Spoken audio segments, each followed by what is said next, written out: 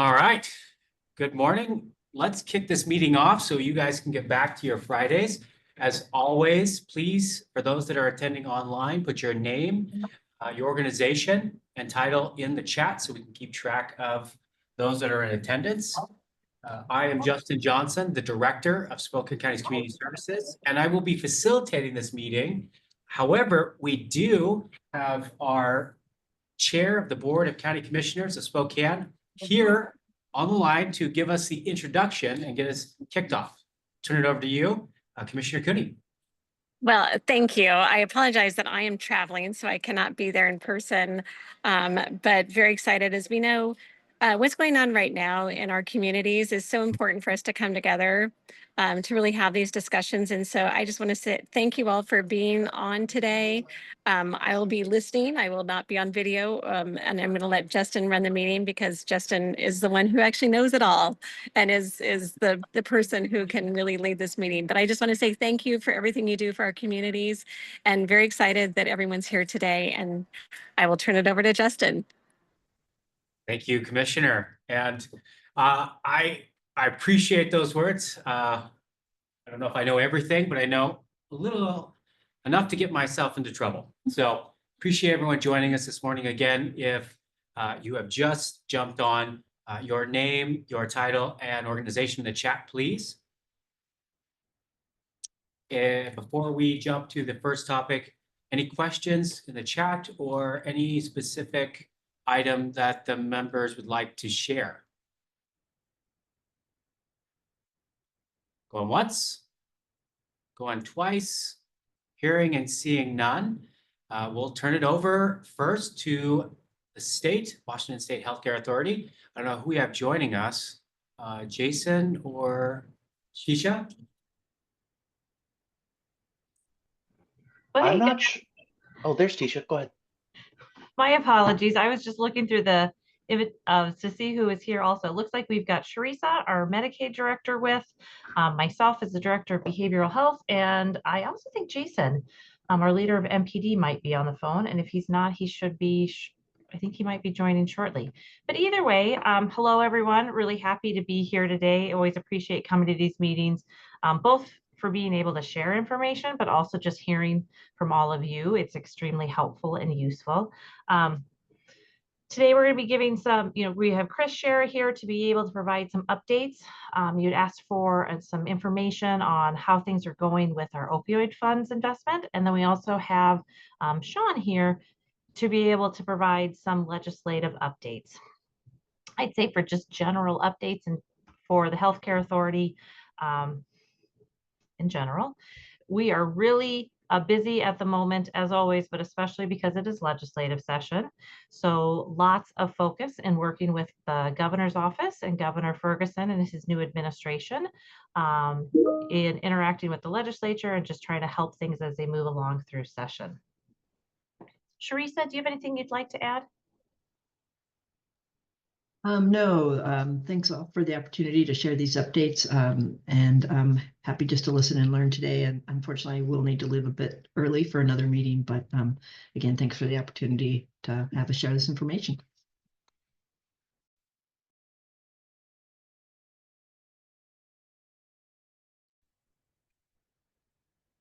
If we're ready, I am ready to go with the opioid investment overview. If that's what Justin, is there anything in particular that maybe we missed on for general updates you're hoping that we could touch on? Or if you know them now, happy to, or if you think of them throughout the time, please just let us know. Thank you, Tisha. I know that one of the big things, and we don't know a lot of it now, is potential impacts to legislation and funding. I know that's a big topic all of our region is concerned about and interested in hearing what's going to occur. I know that the Senate just released their budget projections. The governor's office will. So those are all things I know are pretty early as we look at the next couple of weeks. So any general updates at our next SCRILS would be great if there's anything specific on those areas. I can even give just a little bit of an overview on that. This is probably information that you're well aware of, but I never think it hurts to say things multiple times. So, Governor Inslee before he transitioned, released his budget. Since then, there was an ask from Governor Ferguson and OFM for state agencies to do some budget reduction exercises. State agencies did put forward that information to OFM and the governor's office. The governor's office then used that information to inform his budget proposals that were released a couple of weeks ago. Governor Ferguson's budget did build on the Inslee budget, and we are expecting to start seeing the budgets being released from the legislature, hopefully end of March, beginning of April. So more to come as session unfolds. It certainly has been an active, busy, interesting one, and I think it'll continue to be an active session as we move along.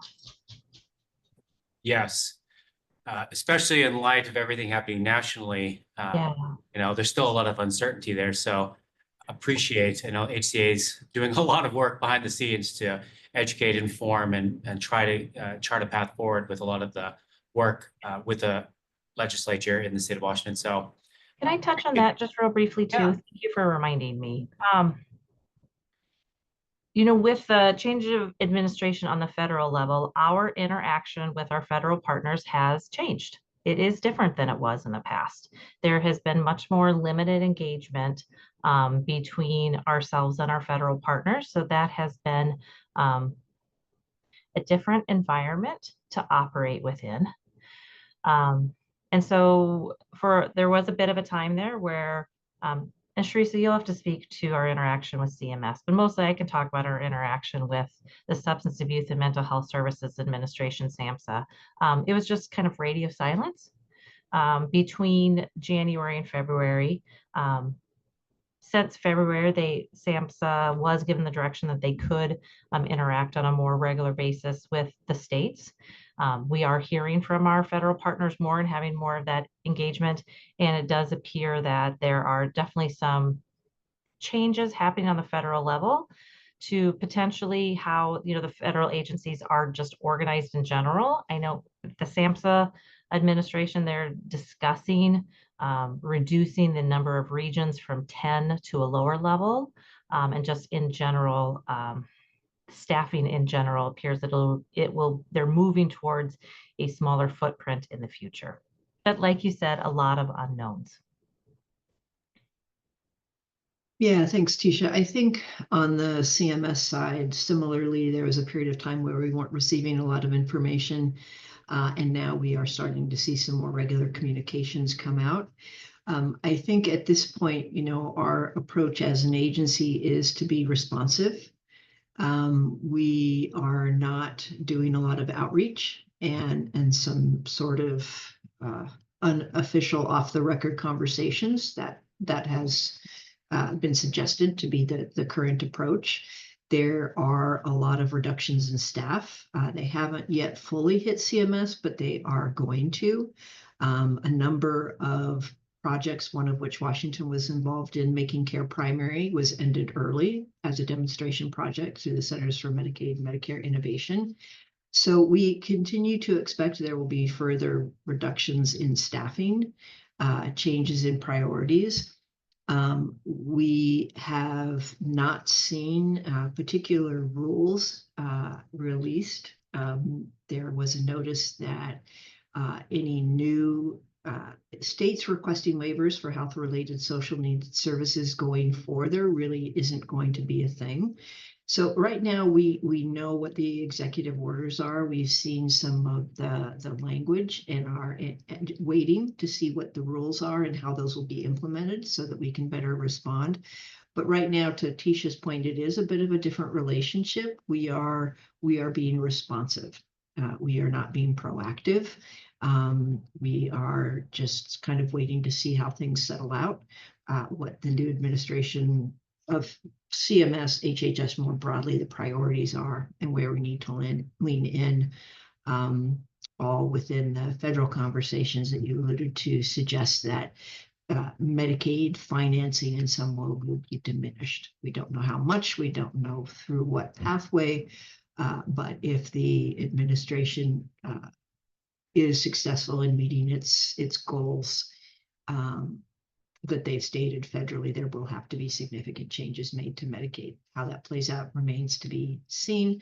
So we are, thinking, planning, providing lots of information to our congressional delegation about the number of lives impacted potentially by Medicaid reductions, by congressional district, by age. So we are also being responsive to our governor's request to develop and make all that information available across all the Medicaid programs so that they can share that broadly with our congressional delegations.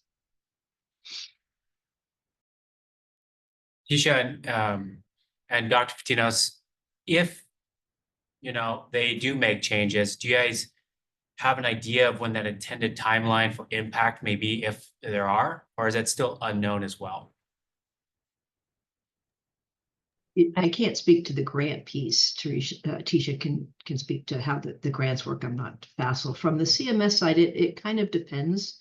All the things that used to be expectations and rules and normal processes aren't.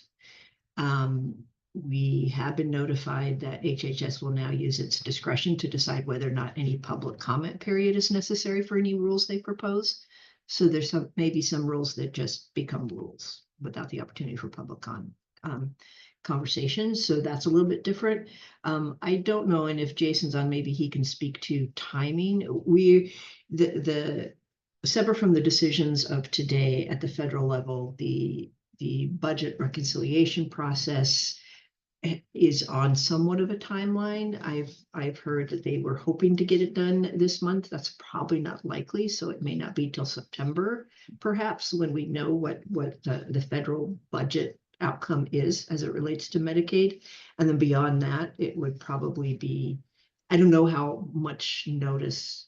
We have federal requirements for how much notice people get. So it would be a wind down for reduction in services, but I don't know. Maybe Jason, you know what that timeline is. Yeah, Sharice, I think there's two things we're following right now. One is budget generally, and that you may be reading news today, yesterday. So the Senate must pass that bill today to keep the government open. So there's that issue. Medicaid is a mandatory, not impacted program if a government shuts down. However, will the staff be there to do things, et cetera, et cetera. So that's all a risk. And then some of the other funding sources, the grants, the things like that may be at risk. So there's a government shutdown. But I think, Sharisa, what you're touching on is the budget reconciliation process, which is a very arcane process that basically what it does is the House and Senate agrees to rules about in a period of time, and that period of time, Sharisa, you got right, is the end of September, and those rules are in place so the Senate can use a majority rule as a way to bypass the filibuster, which is a 60 vote requirement as opposed to a 51 vote requirement. And for budget reconciliation purposes, for budget purposes. And of course, that purpose is primarily for, well, there's three reasons. I think it's defense spending, immigration, and the tax cut bill, which expires. The first Trump tax cut bill expires. So this is the work they're doing. And so part of that rule is the House and Senate have, well, actually they have different rules right now, so they don't even have a similar rule. So there's that. But the House passed a pretty dramatic spending framework that includes upwards of a $800 billion cut to health, human services, of which, the concern is it's chiefly Medicaid. So if that were to be something the House and Senate can vote on by the end of September, That is the concern. And, what lots of conversation about federal match changes, different Medicaid funding changes, a lot of conversation about fraud, waste, and abuse, and those sorts of messaging right now. Also, a lot of people not wanting to cut services, which you can't really do at that level. So, in other words, let me just be clear on that. You can't hit an 800 billion mark without cutting services. So that is the challenge I think the House and Senate needs to grapple with. And again, the timeline is by the end of September. So this month's work is really just committee work to get a framework out the door, and then lots of negotiation between House and Senate, and who knows when they'll actually have a bill, if they'll have a bill, but it does need to happen by the end of September.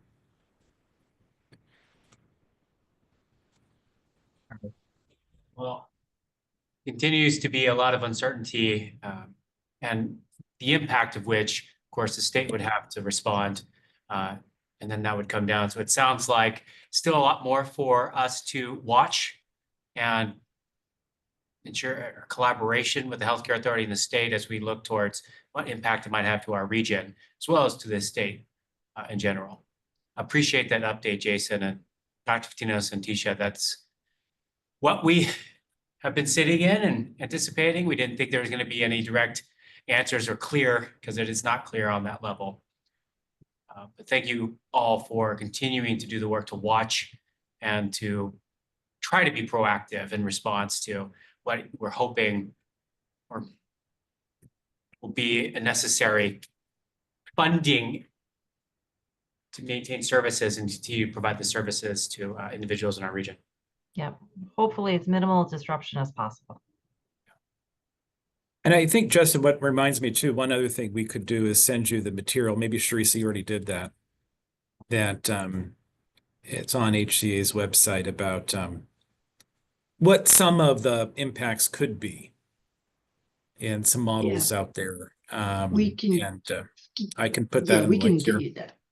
That'd be great. We continue to work on more detailed analyses and one pagers for various audiences. So that will likely be updated, but that'd be great, Jason, if you could put what we have so far. That would be terrific. Thank you. All right. Any other general updates from Healthcare Authority?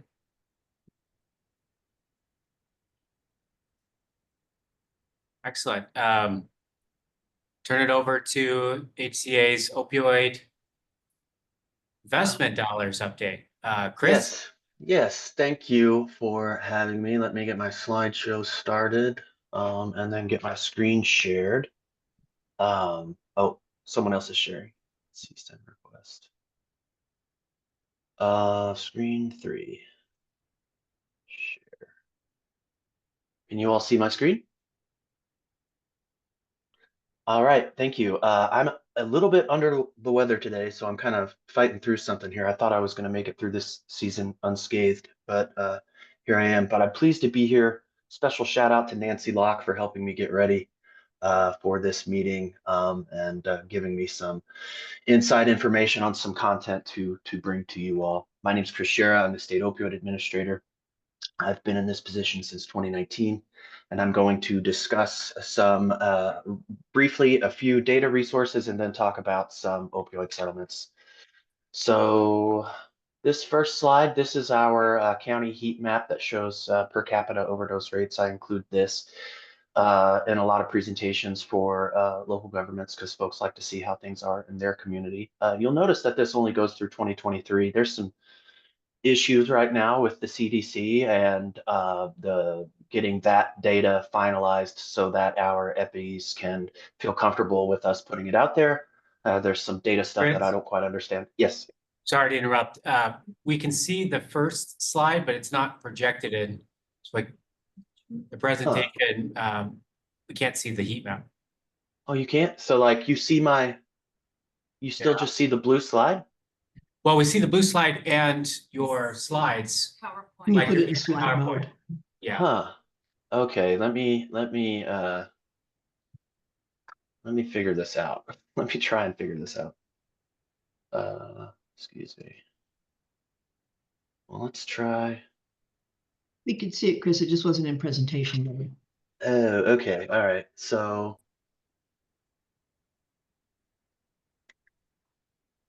oops, nope, that doesn't work. So if I go to from beginning, it Go puts to it go to the right of display settings at the very right. bottom right, Uh-huh. and then go on the little like TV stand to the keep going to the right. Yep. Nope. One more. Yep. Try that. Is it working? No, weird. That it's pulled up on, Chris? It's weird. It's Well, not so, letting you do yeah, that. I don't like on my screen, I see the slides changing, like, and I see something different. Let me stop sharing again. Weird. Oh, Chris, another option could be if one of us want to do it for you. Happy You to. can just send the slides to us and we could try. all right. Sorry about this. Or if you just want to click through the slides on Yeah, the screen I as you do go that. through too. I'm fine with doing that. Okay. My apologies. I'm not sure what's going on right now. Uh, let's see, Hey, screen. Chris, if you send me the slides, I can get ready and then I can show them if need be. Okay. So you can see the slides now. Yep. Correct. Now you can see the heat map as the highlighted slide. Yes. Okay, let's just roll with this for right now. I think we can get through it this way. So here's the heat map that I was talking about. There's been some issues with the CDC. We're going to have 2024 data available soon. Our EPIs aren't completely comfortable with where the data is yet, and there have been, as you can imagine, some delays. This next slide is from a report that's prepared by our colleagues in King County. This is a report that comes out every month. You can have this report emailed directly to you. And this is a rolling 13-month average, shows a little bit more up-to-date information than the previous slide. And you can see here where Spokane is unfortunately towards the top of what we see in terms of our per capita impact on overdose surveillance. So you can access this overdose data. Here are some links that our partners at Department of Health do a lot of work maintaining this opioid and overdose the data dashboard. But I'm here today to talk to you about opioid settlements. So I'm going to get into that. This is a screen grab of a bunch of headlines.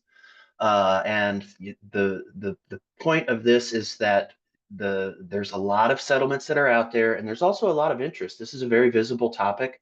There's a lot of interest in how the opioid settlement dollars are being used. And so also, if you haven't seen the John Oliver clip there, that's a 30-minute YouTube video, and it's a pretty insightful look into what other states are doing good and bad, and happy to report that Washington is not highlighted in that video as doing anything that you might not want us to see a state do with opioid settlement funds. So that's good. So what are the opioid settlements? I just like to point out that it's a big world, a bunch of different settlements. We have several settlements that are already resolved, and we're starting to receive payments from those. And that's what I'm going to talk about, what we're doing with some of those funds. But we also have several outstanding settlements that haven't resolved yet. And these cases are still in various stages of litigation. And there's still a burden on our agency and other agencies and the Attorney General's office in responding to those needs. So we have a lot of money that we're using right now, but there's still more that's going to be coming. And many of these have payments you see for many years. And so this is going to be something that we're doing for a long time. Here I have a slide about how the decisions are made about opioid settlements. So the main thing for us as the healthcare authority is that we serve at the pleasure of the governor's office, and then also have to work with the legislature to provide recommendations as they are the have the appropriation authority over opioid settlement funds. So we have a state opioid and overdose response plan. The executive sponsors submit recommendations, and then that is filtered through the budget process that we're going through right now. I'll just mention also that Sharisa Patinos and Tisha Kirschbaum, who are both here, are healthcare authorities executive sponsors on the state opioid and overdose response plan, and our Department of Health colleagues, Tal Quanget and Lacey Fehrenbach, are the Department of Health executive sponsors. Of course, you are probably aware that tribes get 20% of opioid settlement funds. So Spokane Tribe is getting direct payments from this appropriation. The last session, there was a bill that was passed, Senate Bill 6099, that created a tribal specific account. So now 20% of each deposit automatically goes into that account. So it's a separate account. And then tribes, obviously, there are legal requirements that are, outlined in the legal documents associated with the settlements, but this is an opportunity for tribes to use the funds in a very flexible way that allows them to take the time that they need, and also engage in some culturally appropriated or culturally appropriate interventions that we're seeing some tribes do. Local funds go directly to local governments, and then we have opioid abatement councils. There's the opioid abatement council for Spokane, I believe, is next on the agenda. So there's a lot of variation around the state. Some states formed new opioid abatement councils or some regions formed new opioid abatement councils to determine how funds are spent. Some used existing bodies, such as a BHASO. There's really no right or wrong way to do it. And so locals have local control over those funds. Bankruptcy settlement funds are a little bit different. Fortunately or unfortunately, however you look at it, the bankruptcy funds, the way that they are sent to local funds is as follows. The 5 largest counties, Snohomish, King, Pierce, Clark, and Spokane, receive direct payments, will see direct payments from those. So Spokane is one of those counties. The other 34 counties, though, as you do the math, when you divide up the funds over counties and cities, that you get to some small numbers. And so then they are grouping the 34 smaller counties into regions for distributing settlement funds or using settlement funds in those communities. And the court agreements require that we establish what is called a National Opioid Abatement Trust subcommittee of the State Opioid and Overdose Response Plan to bring together local governments to make decisions on how those funds would be used. That subcommittee is dormant right now because we're not receiving any settlement funds from bankruptcies. However, when we do, these are Purdue, Albertsons, and Rite Aid are all bankruptcies. So we're going to get a lot of funds from those settlements. Before the Purdue settlement was thrown out by the Supreme Court, I think it was like, $180 million or something like that. So those are not small amounts. And of course, always trying to keep up with our engagement. Tribes, they have used some opioid settlement funds provided by the state to some tribal fentanyl summits. They're using these summits to develop their own tribal opioid response plan and develop recommendations and sharing best practices amongst tribes for the use of their distribution. I'm going to skip past the role of the National Opioid Abatement Trust Subcommittee just because this group is dormant right now. But in general, the strategies for addressing the fentanyl crisis with opioid settlement funds has focused on these items: capacity, ensuring that we have capacity to provide a variety of services across the continuum. I think a lot of us here are familiar with one of our main strategies of increasing access to medications for opioid use disorder. And then also, of course, distribution of naloxone is still a primary priority for us. One of the things that Nancy mentioned in an email is that she was hoping I could mention some things about how settlement funds are being used in Spokane. So these are healthcare authority funded activities that are occurring in your community right now. Each one of these could be a 10 or 15-minute presentation. So I'm just going to kind of give some highlights. This first one here is Maddie's Place. That's a perinatal SUD care facility in Spokane, a pilot project that was funded through the Healthcare Authority, a little more than $5 million there. There are 4 organizations in Spokane right now that are distributing short-term housing vouchers in your community. There are 2 organizations in Spokane that are providing clubhouse support. This is a proviso that allowed us to have funds to provide support to organizations like recovery cafes, other peer-run types of organizations. We're also, through Acadia Healthcare, supporting the establishment of a mobile methadone unit. And then there are recovery residence operational grants that are also being provided in the Spokane community. There's some other statewide activities that I think are of interest.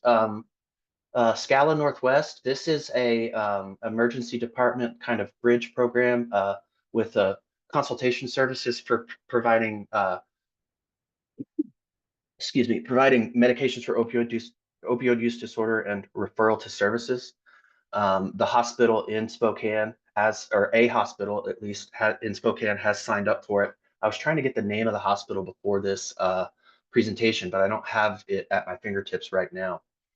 There's at least one hospital in Spokane that's signed up on the Scala Northwest program. Naloxone distribution, we put a lot of funds towards the distribution of naloxone. In particular, there are probably a couple dozen organizations in Spokane area that receive naloxone through the Office of Education of Naloxone Distribution that we support through the Healthcare Authority with a variety of funds, including opioid settlement funds. So there's naloxone being distributed in the community. And then also some of this supports our statewide mail order system, which anyone in Spokane area can go online or call right now and have naloxone delivered to their address. We have MOUD in jails. Jason, I'm sure you know a lot about this, and if folks in this on this call are maybe not familiar, this is something that I think jails in your area would be interested in. We do have about 23 jails that are signed up for an MOUD program that's supported through opioid settlement funds. But as we transition to Medicaid-based or Medicaid billable services in jails, that's going to be where we transition that type of support to. And then this is an opportunity that clinics in your community may be interested in. Long-acting injectable buprenorphine. There's a link here on the slide that you can click on when I send the slides out. And this is an opportunity that's available right now. If you have a clinic in your community that is not associated with a hospital, and that's a small clinic, and they have providers that are capable of prescribing long-acting injectable buprenorphine, and those clinics can meet some, I think, somewhat manageable federal regulatory requirements for storage of the medication, then your clinics in your community can apply right now to access supplies of long-acting injectable buprenorphine to provide to their clients. And so I think that's something that clinics in your area might be interested in. Then as far as anything else, other opportunities that folks in Spokane might be interested in, it's really kind of hard to say at this moment as we are eagerly awaiting a final budget that we can get into and see what it will allow us to support in the future. I'm going to stop there and see if anyone has any questions, or Tisha, Sharisa, Jason, do you all have anything to add to anything that I've said?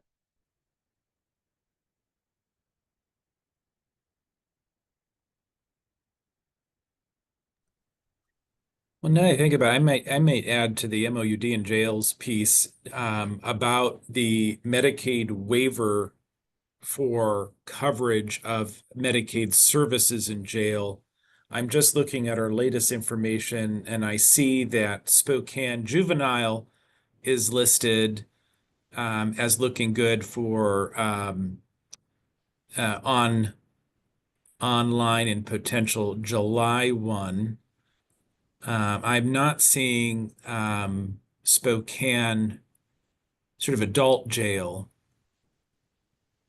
So trying to see when Spokane area is scheduled to go, and maybe you have that information. I'm sorry, I don't have that. I was looking for it. Yeah, Jason, we actually have Eric here with our team. We'll give an update on Spokane's 1115 waiver. Wonderful. Thank you. And so that, of course, the primary goal of that work is MOUD and really care coordination for behavioral health purposes. So I think it is so critical. Thank you, Jason. We have a question from Commissioner Rosencrantz. Hi, Chris, could you talk a little bit about where accountability lies for completing the feedback loop? I mean, getting the money out is one thing, measuring the results and reporting back how effectively that money is spent and how it impacts people's lives is another. So I'd be interested to hear what's the feedback loop look like such that at the local level, at least we can have metadata about where dollars are going, where it's being effective, and where dollars are going that it's being wasted. That's a good question. So let me just start out by saying that we are, in the very beginning of a long journey of like utilizing opioid settlement funds. We have it's all told between all state agencies, just the executive branch state agencies, just in this last biennium, there was roughly $140 million of appropriations made across all the executive branch state agencies. And so all of these agencies are in various stages of implementation of some major projects. So for some things, like short-term housing vouchers, we can distribute those vouchers pretty quickly. We gather information on who, when, and where they're being distributed to, and then we gather that information for our own internal improvement processes, but we also gather that information to share with stakeholders and partners. The governor's office and the legislature often ask us for information about how these things are going. And then we are required to post publicly available information about the use of opioid settlement funds. And so those are the types of things that we do. At the Healthcare Authority, we're committed to being transparent about the use of opioid settlement funds. Our state opioid and overdose response plan that I was talking about has a variety of work groups that convene regularly to discuss issues related to opioids, and among those, how to use opioid settlement funds. So we have an ongoing method of engaging communities on not just the use of opioid settlement funds, but the use of all resources for addressing the opioid crisis. And so in terms of where the responsibility lies, I would say that, we all share some responsibility in terms of ensuring that the funds are being used appropriately and that we are doing everything we can to not only utilize the funds, but to do so in a efficient and a manner that as, good stewards of those funds would be.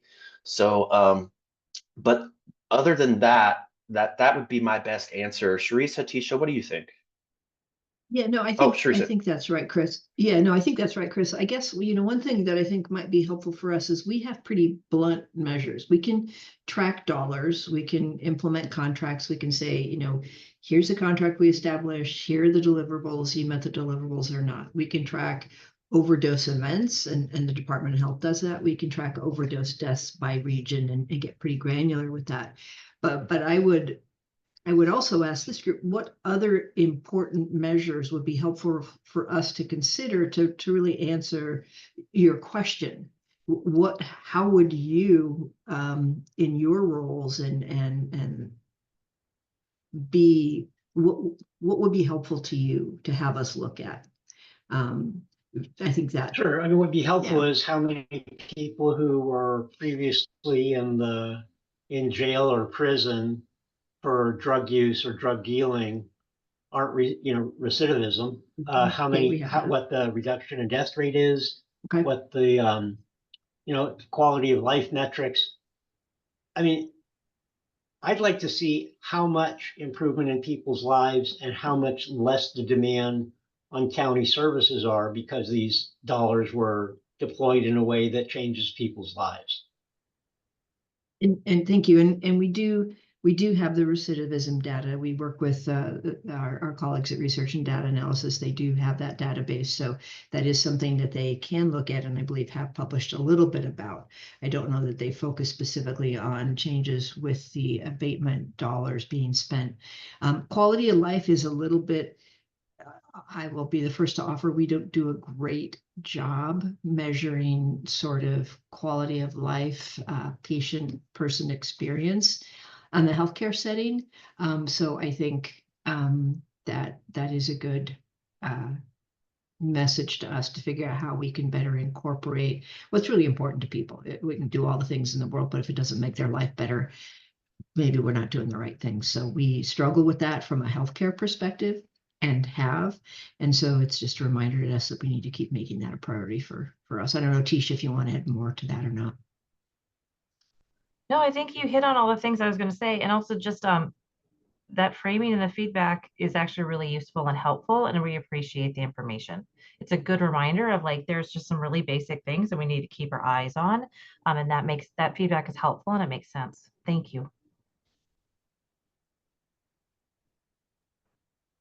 And Commissioner Rosecrans, to your point too about the opioid funds for the local area and the regional work that we're doing, we're also tracking that, especially with Spokane County specific investments. We've already seen a marketed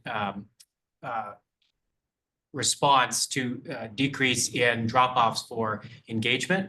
So we're able to increase that just in the last couple of months that our new program, sobering, triage, and transition programs are running. So on a local level, we're also working with healthcare authority to ensure those dollars are spent in conjunction with funds already put out by the state and tracking those. And I think the Opioid Abatement Council also ensures, we have Jessica Thompson here who will give an update on that. They're also reporting out regularly the work and the funding and then the end results of that as well. So that work is being done in conjunction with the healthcare authority and other state agencies to ensure it's we're being responsive on how those monies are being spent and then what is the end result of those. And do we need to pivot or be more responsive to other areas where the money targeted the need in the communities that we're seeing?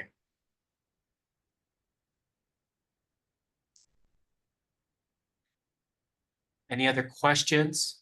I would just like to add that for anyone here that's interested in receiving regular updates about state opioid and overdose response plan activities, I will plug a meeting, an ongoing meeting series that we have. The next one is actually next week, and there's going to be, it's March 20th at 10 a.m. I will drop the registration link in the chat. That is the State Opioid and Overdose Response Plan Learning Community Meeting.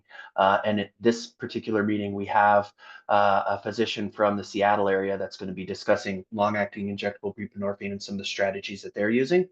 But this meeting series, we regularly have, updates about opioid settlements and other opioid related activities as well. I'll put that link in the chat.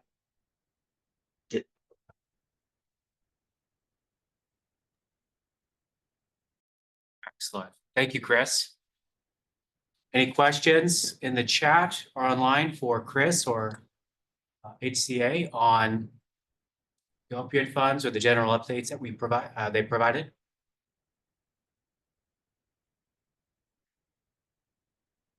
Hearing none and seeing none. I don't know, Jason, if you'd like to give an update or anyone from your team on any specific legislative topics that you would like to hit. I know it's still pretty early, but some bills have already died and there's some being pushed through. This might be something, I don't know if you want to touch on. You have the whole basket of additional stuff that go along with it. So I'm going to give that option, but there's nothing specific that we would ask for on that section. I think Sean's on with us here. Sean and Kim are both on if you Yep, wanted to go over I'm on. anything. How Yes. much how much time do you guys want us to spend on legislative updates? I know we kind of touched on some of those like budget already. So I think we have 10 minutes there. We're going to bump up number 4 to 3, and then we're going to hold okay. items 5. So you have about 10 minutes. Okay, well, we can do a quick overview, and like was touched on before, the budget is still kind of an unknown entity. So we've only really seen one budget, which is the Inslee budget, and then we have highlights and priorities from the Ferguson administration on their budget. We have also seen the Senate Republican budget. They came out this week with a budget draft that they shared. And so we are looking towards the end of this month. I believe we're going to get a new revenue forecast next week. And so towards the end of this month, we'll probably start seeing budgets from the House and the Senate, the chair budgets from each of the appropriations in the Ways and Means Committee. And that process has been, as it usually is, a pretty tight-lipped, cards held close to the vest process. And so I wish I could give you a preview of what we think is going to be in that budget, but it would be completely 100% conjecture at this point. One thing that we are anticipating, and this is mostly just using common sense and then also gauging by the traffic that's coming in, request traffic from outside entities, is we're probably not going to see a whole lot of provisos in this budget. And so I don't know how closely you track that, but I think behavioral health provisos in the last budget was somewhere around, I want to say it was like 140 separate provisos. And so as I know you all can imagine, that is a whole lot of work, and it takes months just to analyze those provisos and figure out how to implement all of those. And so in past years, we've had a lot of traffic and inquiries coming into the agency, which kind of, at least give us some kind of a benchmark of to what we can expect. And this year it's been a little bit on the quiet side. So that is really the only insight that I have into the budget process this year. And so a lot of bills have not made it through the process. And to be honest, on the behavioral health side of things, the volume of bills that we are analyzing, or maybe not analyzing, but that we are really engaging on, is quite a bit less than it has been in previous years. That doesn't mean that there's not important bills, because there are. 1813 is a huge bill that has significant agency implications. And the folks that have been negotiating on that are on this call. So I'm happy to cede some time to Sharissa, Jason, and Tisha if they'd like to give a little update on where we are on 1813. And just as a background, 1813 is the bill that directs reprocurement processes and also carves crisis services out of managed care. So Jason, Tisha, Sharissa, whoever would like to provide some context. Tisha, you want to start? And then Jason can pick up. Yeah, happy to. This bill has had multiple iterations. So you might hear me being somewhat hesitant in what I'm saying is just to track which iteration that we are on. It has been evolving over time. Sean did a great overview of really looking at, it had those it's looking at two different things. One, is it time to reprocure? And also looking at administrative burden for providers, especially for the crisis system, and would carving out crisis from Medicaid from the managed care organizations, would that be a way to reduce administrative burden? I think that was the start of the conversation. And then since then, it is as it's been going through the typical process of more and more amendments and changes to the bill. I also think, well, Jason, anything else to add? Well, I'm happy to talk a little bit more about the reprocurement piece, but maybe you have questions on that. But no, Tisha, you're doing great. Thanks. Yeah. So, this says this bill is been very active on the representative side, and it'll be interesting to see how it continues to evolve now over in the Senate.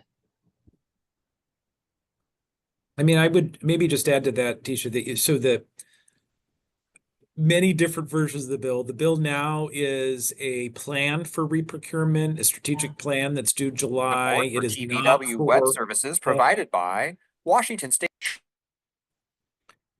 and okay, all right, TVW. Not a actual procurement, so I'll just note that. And then the delegation of crisis stab to the ASOs is the current language, and then some other bits about financing and interesting current bill looking at the system network. We're grappling with some of the newer language still and trying to understand, does this need a fuller analysis? There's, I know, questions about the previous bill from 2023, 1515, which, Justin, team, and you've been very active with regard to the behavioral health network adequacy. I think that's different than what I think they're asking here. But there are so many different iterations of the language that every time we see new language, we're just pausing on some of these points, and that's one that we're currently grappling with from what just passed the House side. So anyhow, a few points there, Tisha, a little bit more, detail perhaps, and would love to hear questions if there are any, or your thoughts, Justin, team. Thank you, Jason and Tisha. I know from Spokane County, where we have been in support, and our Commissioner Cooney actually spoke in support with the House on this bill. So that aside, I just want to say how appreciative I am. I know this has been a challenge for HCA to go back and forth and review and different iterations and then give more information. So a lot of hard work on the team there at HCA to provide information and inform the legislature on what that impact would be. So just want to recognize that, Jason, you and your team. Thank you. It's a big team effort, and we're doing all we can. Thank you, Justin. Appreciate it. Any of the other individuals on the call, any of the counties leaders that want to weigh in or have questions? And Justin, you really answered my question, which is where is the ASO falling on this? From a provider's perspective, the little bit that I know about it, I like what I'm reading, and I was just curious where the ASO was falling in on that as well. Thanks, David. Yeah, so from a regional perspective, the Spokane Regional BHA-ASO is supportive of what the bill is trying to achieve, which is clarity and partnership with our HCA counterparts and with our managed care partners, looking at how we can ensure continuity of care in the crisis area, as well as looking at the future. Again, we defer for that area of reprocurement to HCA's expertise and leadership on that, as they have been delegated by the representatives of the state with 1515 with that. But I do, from our perspective, want to say, at least from Spokane County, we are in support, and we continue to remain in support, and we continue to work with the representatives to add language specific to the bill. So that's our position. Short of giving any additional ones, I would defer to our Board of County Commissioners to speak on. But at least from my perspective, that is what they've given us under their mandate. Dr. Patinos. Yeah, no, thank you. I think the other thing, and maybe Jason mentioned this and I missed it, but I think the other piece that we will continue to work on, and I think one of the it's obvious and maybe pieces of this is we are working to better support and assure the crisis continuum is stable, exists, and is managed by the BHA. So in coordination with the managed care plans and our convening and leadership. That said, the other issue that we all need to continue to work together to problem solve around, and there's a nice report, maybe we can put the link in that, called Proviso 19, is how do we fund the crisis system for the people who are not just covered by Medicaid? Like in emergency department, crisis facilities need to be available and ready to respond 24/7. And TBW is excellent. And for the folks that don't have Medicaid, who may be uninsured or insured by commercial plans, how do we think about that percentage of folks also supporting a system that traditionally and primarily has been supported by Medicaid dollars? So we would welcome your thinking and support, and as we move forward in working to more effectively stabilize and build a crisis continuum of care, how do we account for all those other lives that will be touching it that we don't have Medicaid dollars for? And I do think that the report gives a nice outline and thinking and pathway for how we might get there, but just wanted to raise that piece as well. I'm glad you did, Sharice. And I might note too, it may be a sort of a minor issue, but the governor's office is leading the negotiation on this bill. The HCA is not. We of course are subject matter and working to ensure technical and operational details are met. And of course, as Teresa just said, I think the primary really working with the system partners are, of course, our ASOs and our MCOs, and of course, our providers to ensure the relationships are strong, the partnerships are good, and really to try to continue to solve the difficult issues that pop up, and of course, crisis being one of them, but obviously one of many in the larger system work for integration and for building out a community behavioral health system and the physical health side of things, primary care and so forth, and bidirectional care. So many issues, and of course, early still in our journey of integration and mental health parity, and I just observe that this is one issue of many we need to continue work on. Thank you, Thanks for that. Oh, Yeah. go ahead. Yeah, no, thank you, Jason and Dr. Tinos. That's very helpful. I know this is still ongoing. There's a lot of work that still needs to be done at the direction and under the current legislature, as well as the governor's office, to achieve that goal. I will say, and I want to be clear on this, it cannot be done without the partnership of our managed care organization partners as well. We're working in tandem of that care being provided in an integrated managed care fashion is still integral to our system. And so having them as partners to ensure that quality of care in conjunction with how that works with our crisis system is what we're hoping to achieve, at least from the Spokane County area. And that's what our commissioners continue to support and commit themselves to. So I wanted to make that also known in this group too, how much we are appreciative of them and the work that they are continuing to do as well. I love that. Thanks, Justin. That's great. Turn it back over to you, Sean. Yeah, so I think we've used maybe our 10 minutes plus a couple. So are there any other bills that you'd like us to speak to really quick? And happy to jump off of here and let you guys get on with your meeting too. No worries at all.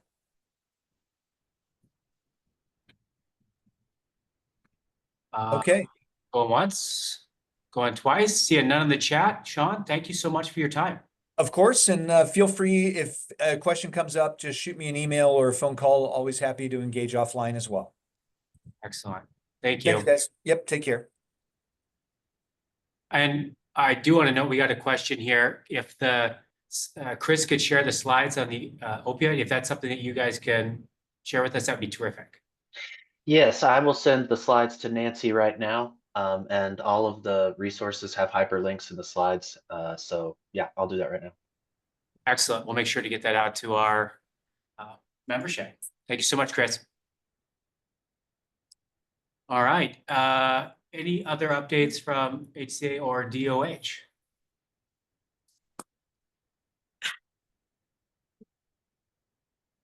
Hearing none and seeing none. Thank you, Jason and Tisha and team. Absolutely, Dr. Patinos, absolutely wonderful to have time here to share specifically. I know that you guys are busy and this is really a challenging time for you all. So thank you. It's very valuable for us. Thank you, Justin. And could I just clarify, could I stay on for the 11:15 conversation on? Oh, yeah, no, yeah. Would you? I would love to hear that, and thank you. Yeah, no, you guys are all welcome to stay on. Just wonderful. Thanks, everybody. Yeah. All right. So hearing and seeing no more questions for our state partners, I'm going to turn it over to Eric Green, our program manager for the 11:15 jail transition waiver initiative, or I guess carceral facility reentry. Apologize, I was trying to read that. He'll give an update on what Spokane County is doing, and part of the update may also include some of the work at the juvenile facility as Eric is supporting that. And so this is just going to be a high-level look at what Spokane County is doing and questions specific to kind of looking forward. We're still in progress, and I'll let Eric talk about that with our county commissioners as we look towards changes we're doing in our jail. So without further ado, Eric. All righty. Good morning. So as alluded to, my name is Eric Green, and I am the project manager for the Carceral Reentry Project 1115 Waiver Initiative for Spokane County. I am supporting the 2 jail facilities as well as our juvenile detention. Slide. So just we'll go over a brief overview of goals, kind of a timeline, and then how the landscape's been changing, and then some of the challenges we've been facing, and then I'll take any questions anybody might have. Just a brief reminder, those are the initiatives of the goal, or the goals of the initiative, with the exception of, I'll add, Consolidated Appropriation Act of 2023 has been added as a mandatory requirement as of recently. Slide. Okay, there's the timeline that's been laid out. So Spokane County was an early adopter, and all of our facilities fell in cohort 1. And a little bit down the road, I'll get into where we stand with that. It's already been kind of alluded to. Slide. All right, so the changing landscape. Spokane County joined early on. There was initially a deadline of October 1st for some deliverables. And then there was really a lack of information at first, undefined state requirements, lack of definitive information for cohort 1. Then it kind of moved to a rolling deadline with no definitive dates for deliverables. There was a lot of communication barriers in the beginning that kind of prevented thorough understanding of what was being asked for and what was going to be required with the program. And then eventually the ACA came out with a series of webinars, which they're actually just wrapping up now. They've been conducting those for the first quarter of 2025. That was kind of compounded on the jail side, at least, by the fact that we were in the middle of an RFP for the jail's medical provider. The RFP had started about a year prior, and then there were no respondents to that process. Well, we ended up finding out that nobody was willing to put in a proposal without behavioral health components being included. So it was resubmitted, the RFP went through, we ended up with one provider, which is also our current provider. And then subsequently entered into contract negotiations. And the process of those contract negotiations was the same time we were trying to figure out the information of what was going on with the reentry initiative and what some of the hard and fast requirements were.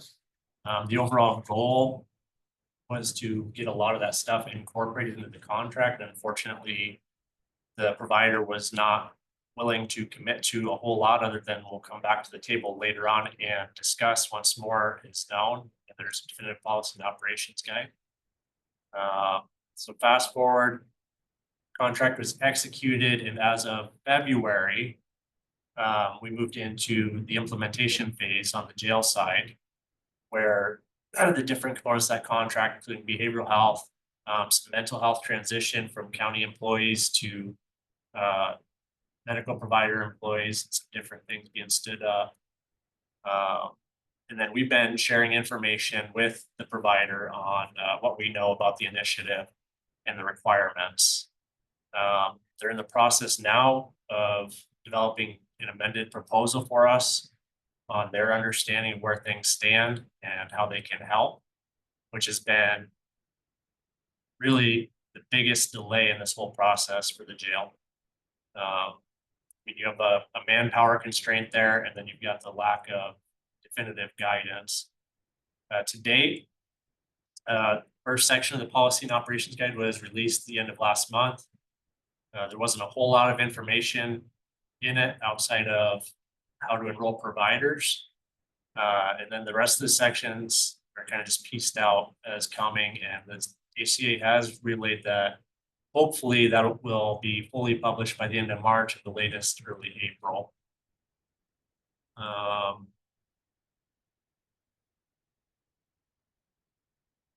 With that, the other thing that was lacking and was unknown was billing codes and the services that were actually covered.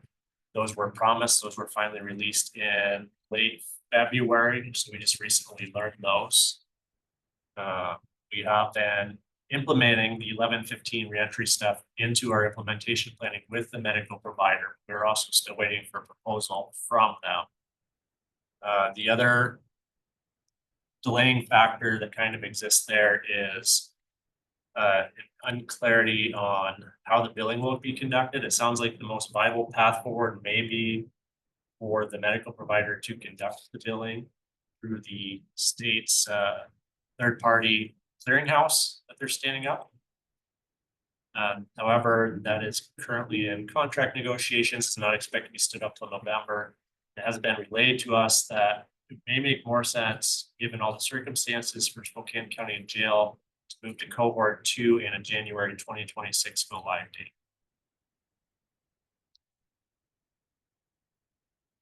Slide. Some of the challenges. So as I already mentioned, the enrollment and billing has been a challenge without knowing what the lines of responsibility are with the medical provider and what gaps we need to fill.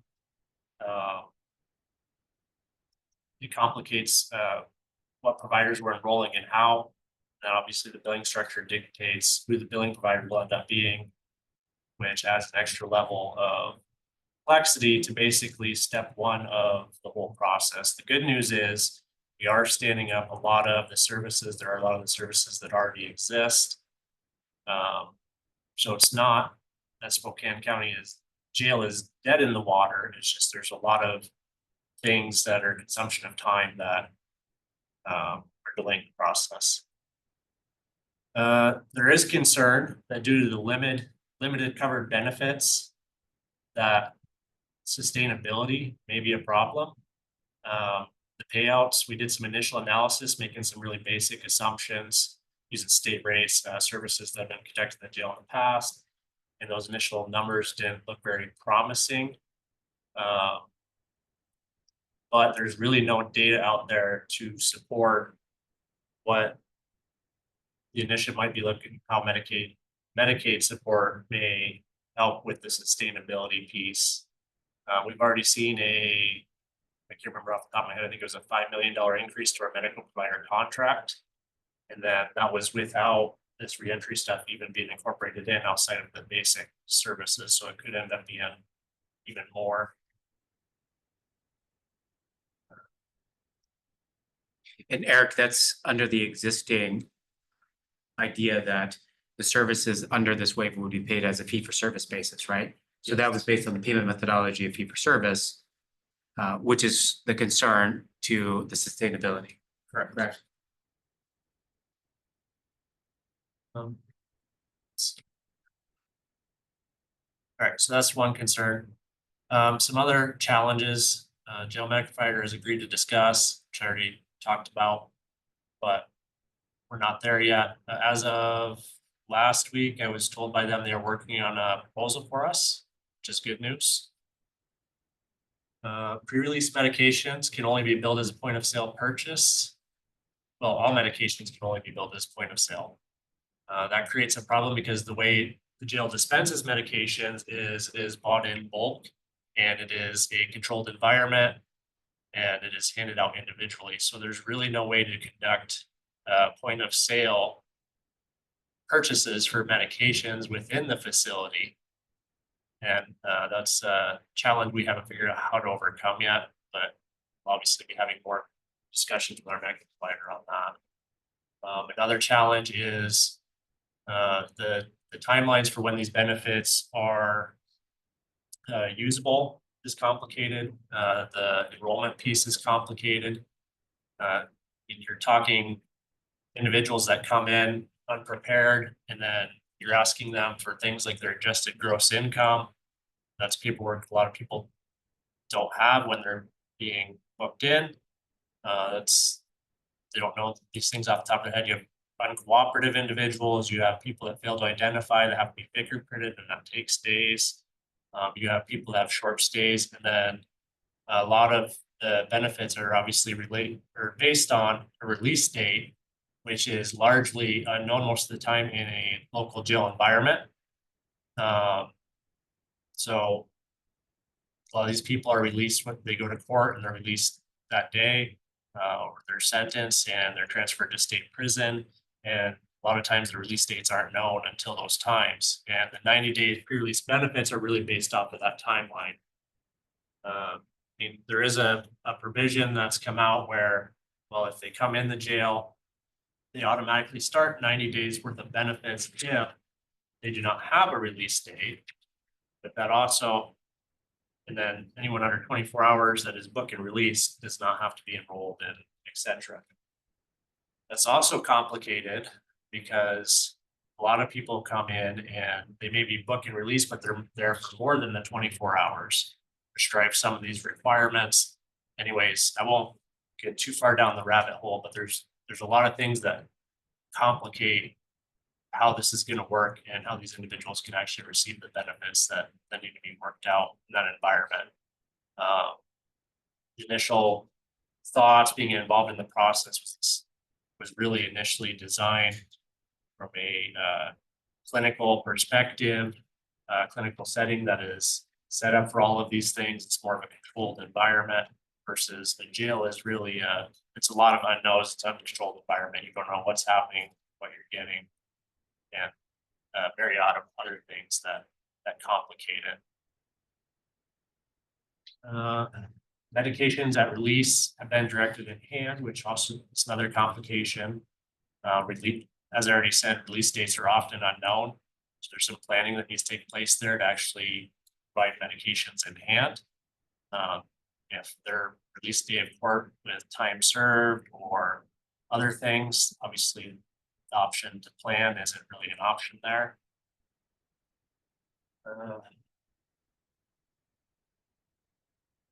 And then, as I said in the beginning, the lack of a complete policy and operations guide and some requirements that have changed as the environment has become known has made it really complicated to plan and figure out the inner workings of how this is going to look. And that's more the jail side. So a laundry list of things there will more than likely be requesting to change cohorts within the next week or so. But it's unlikely that the jail will go live before sometime next year. Juvenile, which we can change slides. Juvenile has met their milestone 2 requirements. Juvenile is a little bit different ball game. It's a much smaller population. You've got the Consolidated Appropriations Act, which if they're pre-adjudication offers a larger set of benefits.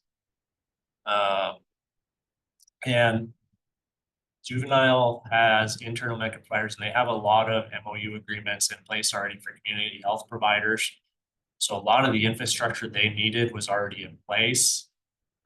And then they'll be able to bill through third-party administrators and those community health workers. Their biggest constraint at this point is the lack of an EHR. They are planning on using the HC Max that the state is standing up, but They're trying to figure out how to fill the in-between time because they don't currently have an EHR. And they have to figure out what they're going to do in the interim until that system is stood up. Then the jail kind of already talked about where we are in that process. But we are working with the medical provider to provide or incorporate as many program requirements as we can. Implementation planning is underway. However, the lack of a billing system or a mechanism in which to bill and not knowing what those gaps are that the medical provider need to fit or fill and where we need to go in the community to fill those gaps complicates the planning. Any questions for me?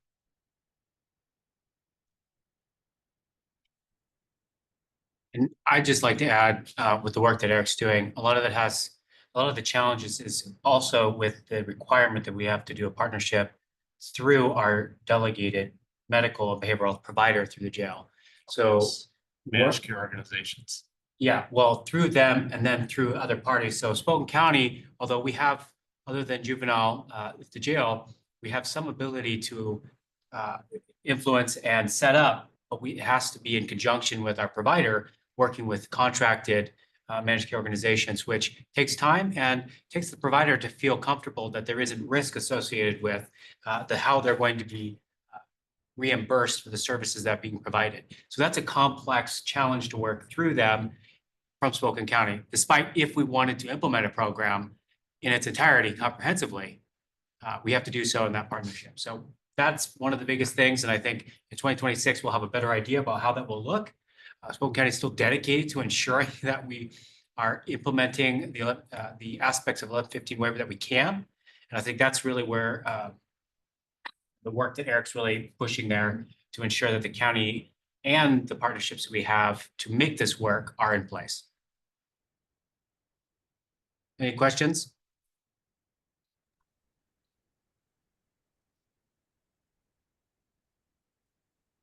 Nothing in the chat? Justin, if I may, but Yeah. I defer.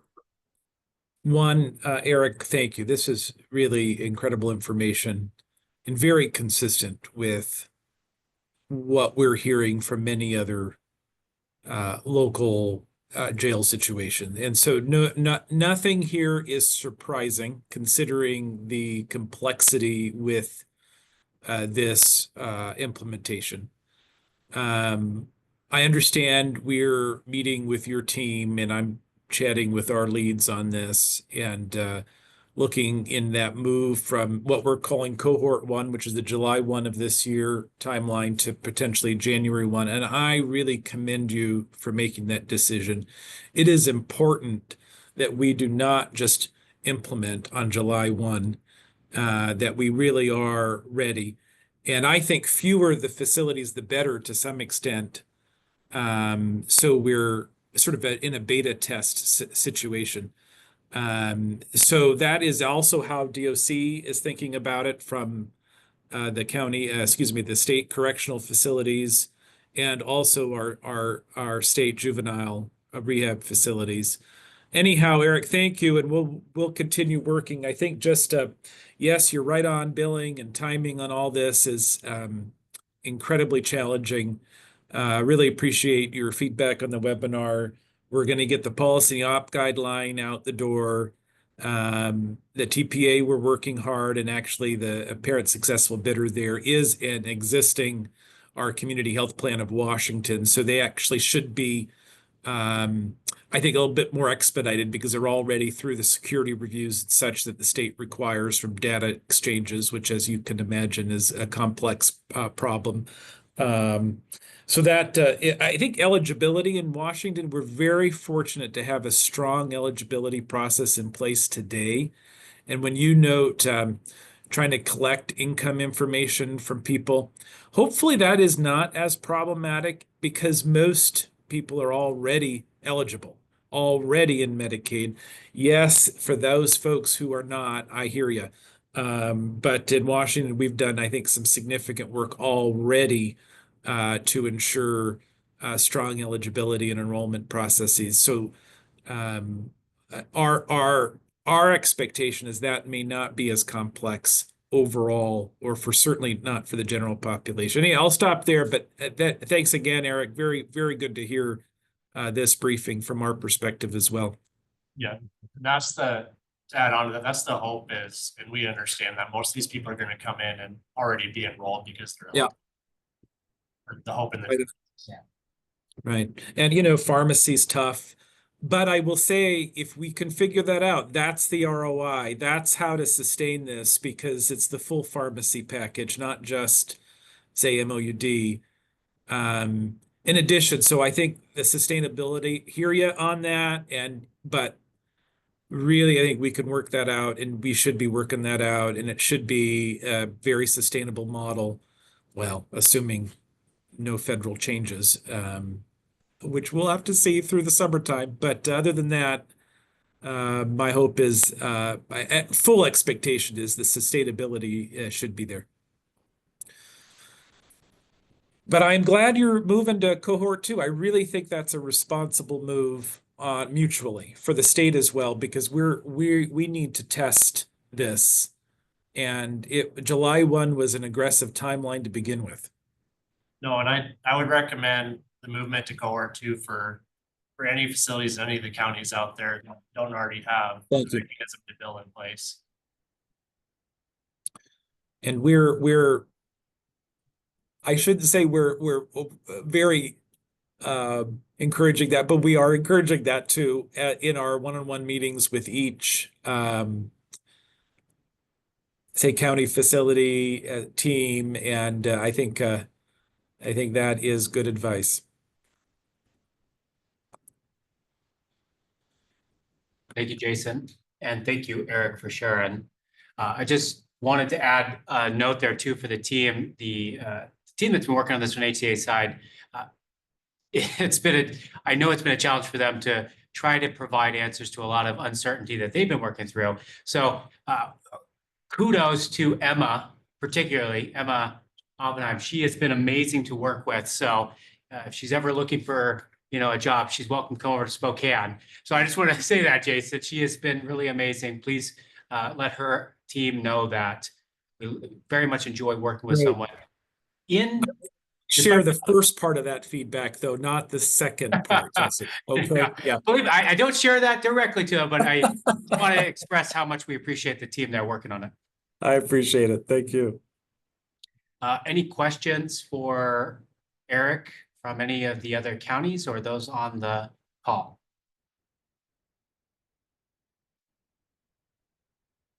All right. Thank you all, and thank you, Eric. Thanks.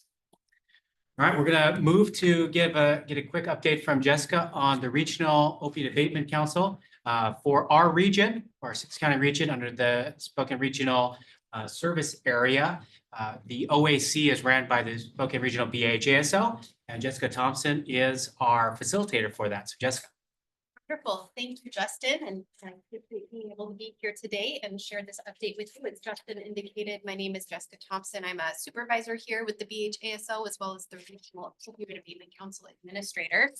As a quick reminder for everyone, the Opioid Abatement Council came out of our One Washington MOU to provide a mechanism for tracking how opioid settlement funds are being used within each of our regions, as well as to ensure the funds are being utilized within those approved purposes that are set forth within that One Washington MOU. We also have a regional MOU that brought our specific region together for our Opioid Abatement Council, and we started meeting in October of 2023. And as also another reminder, our Regional Opioid Abatement Council is made up of Adams County, Berry County, Lincoln County, Stevens County, Spokane County, Pend Oreille County, as well as the City of Liberty Lake, the City of Cheney, the City of Spokane, and the City of Spokane Valley. As an update of where we are right now, things are going really well. It's provided a great opportunity for us to share and receive updates on how opioid settlement funds are being used within our region, talk through any challenges that we're facing, and just a great time to network and get ideas and partner to provide the best services through the use of opioid settlement funds. Currently, all of our participating local governments are represented, and those are the counties and cities that I had named there previously. Currently, we're meeting on an every other month basis. In the beginning, we were meeting monthly as we were getting set up and getting in kind of our groove. But now we have reduced to an every other month cadence. A lot of great work is being done within our region, and I leave those meetings very excited. And just as kind of a quick update, a lot of you already know this because the other areas are represented here. But the uses range from supplying Narcan to emergency personnel within our region, as well as a lot of focus on prevention, increasing school curriculum around opioids and other substance use, also including a lot of prevention in terms of canine units and preventing the flow of substances coming into our communities within our region. A lot of focus on replenishing Narcan supply, as the state also indicated that is one of their goals. I know that we've shared a lot about what Spokane County is doing and more to come on that with our next quick presentation. But there's also work being done on high utilizer programs, expanding co-response teams and things like that within our region. Given that we only have 4 minutes left in our meeting, I'm going to pause there, see if there's any questions specifically that I can answer related to our Opioid Abatement Council, but things are going really well, and it has been a pleasure working with that group and working with all of your teams.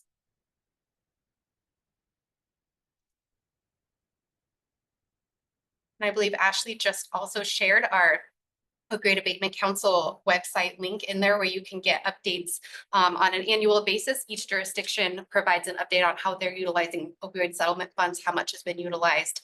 And we're currently in the process of gathering the 2024 annual expenditure reports. And so those aren't quite uploaded yet, but we are in that process and those should be on there shortly. Wonderful. Not hearing any questions, Justin, I turn it back over to you. Yeah, if anyone in any of the counties there represented in our Opioid Abatement Council wants to learn more, please reach out to us. We can provide whatever information we are able, but for the most part, we're partnering with you to ensure that the continuity of services and any partnership with the funds that are available as part of our HCA programs are also collaborating effectively. We have only a few minutes left, so I don't want to jump into our topics. I want to make sure that we provide the opportunity for any of our commissioners from our counties have the opportunity to ask any questions or share anything. So I want to give this opportunity for any other topics you'd like to bring up. I know, again, apologize, we only have 2 minutes left in the meeting, but want to open that up. Anyone from our Lincoln, Ferry, Stevens, Ponderay, or Adams counties?